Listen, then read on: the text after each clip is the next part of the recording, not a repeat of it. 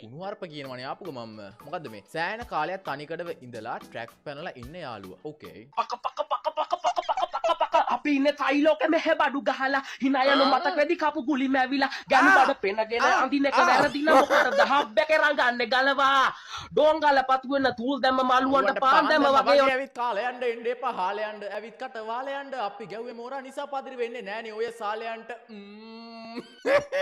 මම උඹට නඩු දානවා. උඹ මගේ සින්දුව විකෘති කරලා උඹ මගේ සින්දුවේ ලිරික්ස් මම ලියපු ලිරික්ස් විකෘති කරලා මගේ සින්දුවට මේව දෙයක් කරාට මම උඹට නඩු දානවා කියලා තමයි වෙන එකෙන් නක් කියන්නේ. මම ඒව නෑ. මට මේක ආතල්. හරිද? මම ඒකෙනුත් ආතල්යක් ගන්නවා. මං ඒව නඩු දාන්නේ නෑ. බය වෙන්න එපා පිස්සු.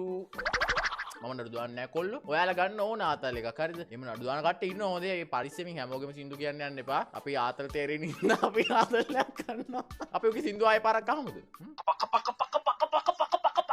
අපි ඉන්නේ තයිලෝකෙ මෙහෙ බඩු ගහලා hina යන මතක වෙදි කපු ගුලිම ඇවිලා ගෑනු බඩ පෙනගෙන අඳින එක වැරදින මොකටද හබ්බක රංගන්නේ ගලවා ඩෝංගල පතු වෙන තූල් දැම්ම මලුවන්ට පාන් දැම්ම වගේ හරි නියමයි ඇත්තටම මම ලියපු ලිරික්ස් වලට වඩා විශිෂ්ටයි මම ලියුවේ මොකද්ද ගෑනු බඩ පෙන්නගෙන අඳින එක වැරදි නම් මොකටද සාරියක තිබ්බ වැඩ ඇල්ල කියන්නේ මොකද කියන්නේ ගෑනු බඩ පෙන්නගෙන අඳින එක වැරදි නම් මොකටද හබ්බක රගන්නේ